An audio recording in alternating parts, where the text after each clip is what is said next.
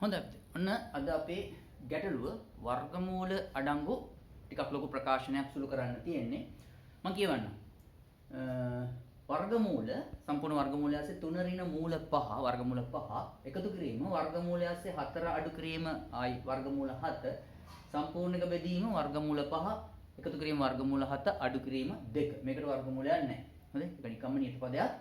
ඒතකොට මෙන්න මේ ප්‍රකාශනය සුළු කරන්න කියලා තියෙනවා.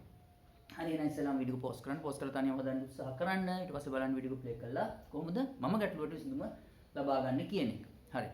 දැන් මේක දැක්කහම ඔයගොල්ලන්ට මතක ඇති මේ වර්ගමූලය ඇතුලේ මේ වගේ නියත පදයකුයි නේද? තවත් වර්ගමූල කොටසකුයි අඩංගු අවස්ථා අපි කීපයක් සාකච්ඡා කළා ගැටලු. එතෙන්දි මම කිව්වා වර්ගමූලය ඇතුලේ කොටස බොහෝ විට දෙන්නේ වර්ගයක් හැටියට ලියා ගන්න. මොකද වර්ගයක් හැටියට ලියා ගත්තාම අපිට වර්ගමූලය වර්ගයයි භාග්‍ය බලයත් එක්ක දෙක කැන්සල් වෙලා එකේ බලය බවට පත් වෙනවා. එහෙනම් අපි උත්සාහ කරමු 3 අඩු කිරීම මූල 5 කියන එක මොකක් හරි වර්ගයක් කියලා ලියා ගන්න.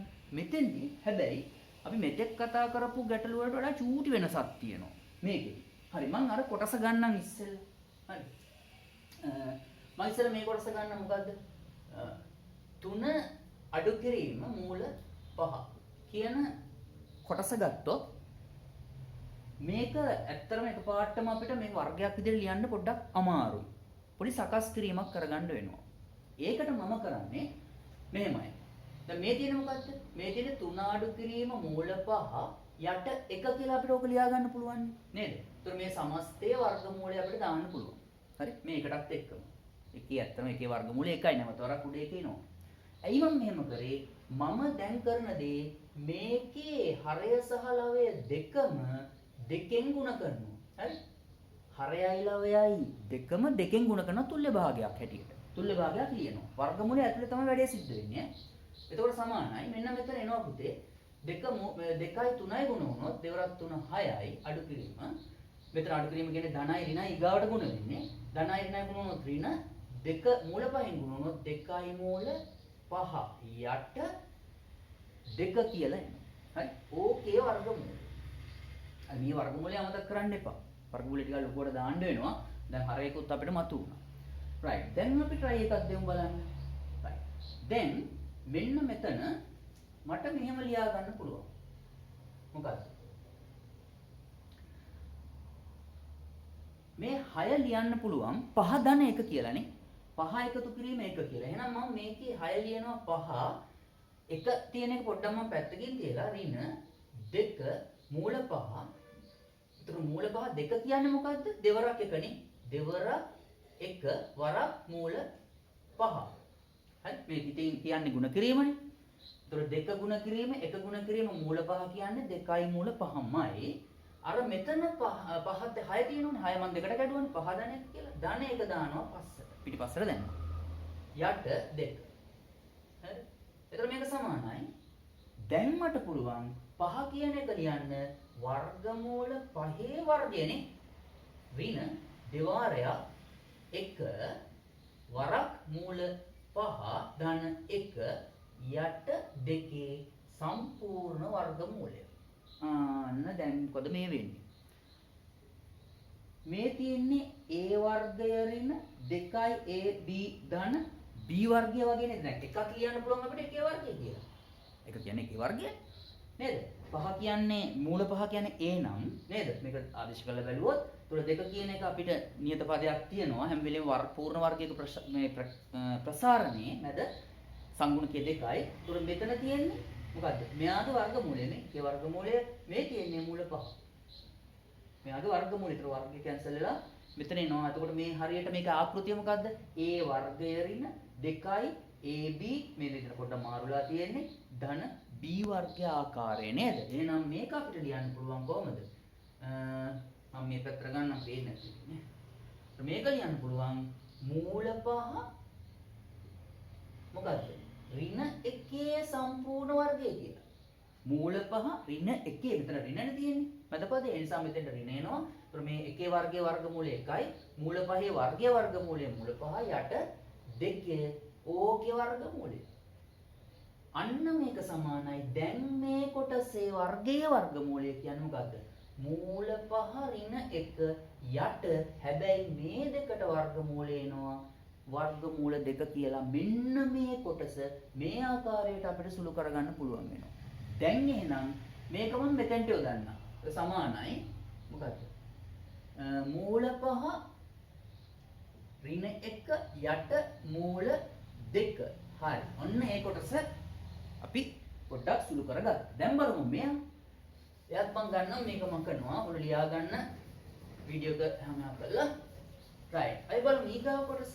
මොකද්ද මේකෙදි වෙන්නේ? 4 ඍණ මූල 7 වර්ගමූලය. ඒකටත් අර දේම කරමු. මෙහෙම තියාගෙන අමාරුයි. මොකද මෙතන මැද පදේ දෙවාරයක් කියලා එම නැහැනේ. නිසා අපි ඒක සකස් කරගමු. මේකෙත් 4 ඍණ මූල 7 යට 1 තියෙනවානේ. මේකේ වර්ගමූලය. උඩ යටයි දෙකෙන් ගුණ කරමු. එතකොට අපිට නෝ දෙවාරයක් 4 ඍණ මූල 7 යට මෙතනත් දෙවරක් එක 2යි කියලා මේක අපිට මේ විදිහට ලියා ගන්න පුළුවන්. අන්න දැන් අපි මේක දෙකෙන් ගුණ කරමු. එතකොට නෝ දෙවරක් 4 8 ඍණ 2යි මූල 7 යට 2 සම්පූර්ණ වර්ගමූලය. නේද? right. දැන් හොඳට බලන්න මෙන්න මෙතන නැවතරම මම සකස් කරනවා 8 කඩනවා 7 ධන 1 හැටියට. මෙතන ඍණ දෙවාරයක් එක් වාරයක් මූල 7. ධන මේ 8න් කඩපු එක අගට දානවා බෙදීම 2 සම්පූර්ණ වර්ගමූලය. මේක අපිට ලියන්න පුළුවන් 7 කියන්නේ මූල 7 වර්ගය ඍණ දෙවාරයක් ඕනම් මේ මූල 7 ඉස්සරහට ගන්නත් පුළුවන්. හරි මූල 7 වරක් එකනේ. ධන 1 කියන්නේ එකේ වර්ගය යට 2 මේ දෙක මේ ඕකේ සම්පූර්ණ වර්ගමූලය. මේ මොකද්ද මේ තියෙන්නේ? a වර්ගය ඍණ 2a b. මෙයා b නම් මෙයා a නම් මේ දෙකේ ගුණිතය තමයි මේ ධන මේ තියෙන b වර්ගය. a වර්ගයේ ඍණ 2a b ධන b වර්ගයේ ආකෘතිය. එහෙනම් මේ මොකද්ද? මේක සමානයි මූල 7 ඍණ 1 සම්පූර්ණ වර්ගය බෙදීම 2 සම්පූර්ණ වර්ගමූලය. දැන් මේ වර්ගයේ වර්ගමූලය කැන්සල් වෙලා මොකද්ද? මූල 7 ඍණ 1 යට මූල 2 කියලා මේ ප්‍රකාශනය මේ විදිහට සුළු කරගන්න පුළුවන්. දැන් මෙයාව දාමු මෙතෙන්ට. මූල 7 ඍණ 1 යට මූල 2. ඊට පස්සේ හරය එනවා මූල 5 ධන මූල 7 ඍණ 2. හරිද? ඒකට මේක මම වෙනම සුළු කරේ. එතකොට නැත්නම් ඉඩ නැති වෙනවා. ඒ නිසා right. දැන් මෙන්න මේ ලවය දිහා බැලුවොත් ඔයගලන්ට පේනවා පොදු හරයක් තියෙනවා මූල 2. ගමු මූල 2 පොදු හරය. එතකොට මොකද වෙන්නේ? මූල 2 පොදු හරය හැටියට ගත්තොත් මේ ලවය සාමාන්‍ය විදිහට එකතු වෙනවානේ. මොකක්ද වෙන්නේ? මූල 5 ඍණ 1 ධන මූල 7 ඍණ 1 කියලා මේ ලවයේ කොටස් දෙක එකතු වෙනවා. යට තියෙනවා මූල 5 ධන මූල 7 ඍණ 2 කියලා. හරි? දැන් මොකද වෙන්නේ? මෙන්න මේ ටික සුළු කරොත් ඔයගලන්ට පේනවා අපිට එනවා මූල 5 ධන මූල 7 මම ළඟට ගත්තා මෙයාගේ ඍණ 1 ඍණ 2 යට මූල 2 ඒකත් යට මෙයා මොකද්ද? මූල 5 ධන මූල 7 ඍණ 2 කියලා ඔන්න අපිට එතන ප්‍රකාශනය ඔය විදිහට සුළු කරගන්න පුළුවන් වෙනවා. දැන් ඔයගලන්ට පේනවා මොකද්ද? මෙන්න මේ සෙට් එක මූල 5 ධන මූල 7 ඍණ 2 කියන එක මෙතනක් තියෙනවානේ. දැන් මේක තමයි ප්‍රධාන බෙදීමේ ලකුණ. මේක තමයි මේ සමාන ලකුණ ඉස්සරහින් ප්‍රධාන බෙදීමේ ලකුණ. මේ ටිකට යටින් මට එක දාගන්න පුළුවන් නේ. මේකේ හරය එක තියෙනවා. දැන් මොකද වෙන්නේ? ඔව්. දැන් මොකද වෙන්නේ?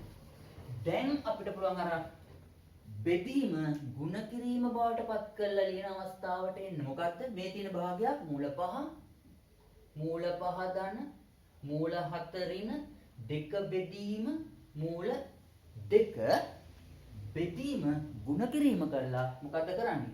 මේකේ පරස්පරය ලියනවා. එක බෙදීම මොකද්ද? මූල 5 ධන මූල 7 ඍණ 2 කියලා. දැන් මොකද වෙන්නේ? මේකට මේක සම්පූර්ණයෙන්ම කැපිලා යනවා. සමානයි අතන ඉතුරු වෙනවා 1 යට මූල 2යි කියලා ඊටාම සරල අවස්ථාවට සුළු වෙනවා. අවශ්‍ය නම් හරය පරිමේය කරන්න පුළුවන්. මේකේ මොකද්ද? උඩ යටයි ගුණ කරමු මූල 2කින් නේද? උඩ යටයි හරය ලවයේ මූල 2කින් ගුණ කරලා තුල්ලේ භාග ලියමු. එක් කරා මූල 2 මූල 2යි යට මූල 2 වරක් මූල 2 මූල 4යි. මූල 4යි කියන්නේ සම්පූර්ණ 2යි මූල 2 බෙදීම 2යි කියලා අර විශාල ප්‍රකාශනය තාම සරල අවස්ථාවට සුළු වෙනවා. දැක්කද? එහෙනම් මේක අපිට ඔයගලන්ට තවත් පොඩි ප්‍රයෝගයක් යෙදුවේ අතෙන්දී එකපාරම අපිට කඩන්න බෑ. හරයලවය දෙකෙන් ගුණ කරලා තුල්ල භාගයක් ලියලා තමයි වර්ගයක් හැටියට ලියලා සුළු කිරීමට අපි ආවේ. හරි. එහෙනම් මේක උන්ින් අධ්‍යයනය කරන්න. ඒ වගේම channel එක subscribe කරන්න. වීඩියෝ එක share කරන්න, like එකක් දාන්න, comment කරන්න. අපි ඊළඟ වීඩියෝ එකෙන් තවත් රසවත් ගැටලුවකින් හමු.